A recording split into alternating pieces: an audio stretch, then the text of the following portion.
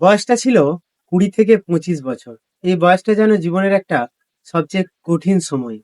সামনে হাজারো রাস্তা খোলা, কিন্তু কোনটা ধরবো বুঝে উঠতে পারি না। চারিপাশ থেকে চাপ, চাকরি করছো না কেন, এখনো সেটেল হতে পারলে না কেন, তোমার বন্ধুরা তো অনেকটা আগিয়ে গিয়েছে, তুমি বসে আছো কেন? এই বয়সে সম্পর্ক ভাঙে, নিজের মানুষকে হারাতে হয়, অনেক মানুষকে নতুন করে চেনা যায়। স্বপ্নগুলো একটা একটা করে ধাক্কা খায় বাস্তবের সঙ্গে, নিজেকে বারবার প্রশ্ন করতে হয়, কেন বসে আছি আমি?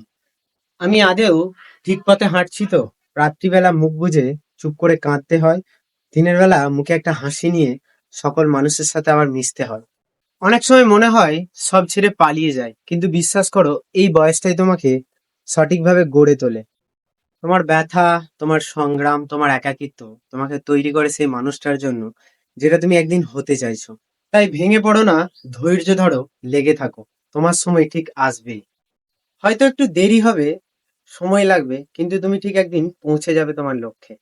নিজেকে বিশ্বাস করো, তুমি একা নও, তোমার সাথে তুমি নিজে আছো। তাই কখনো হাল ছেড়ো না, নিজের প্রতি বিশ্বাসটা রাখো, তুমি তোমার নিজের 100% দাও, তুমি তোমার লক্ষ্যে ঠিক একদিন পৌঁছাবে।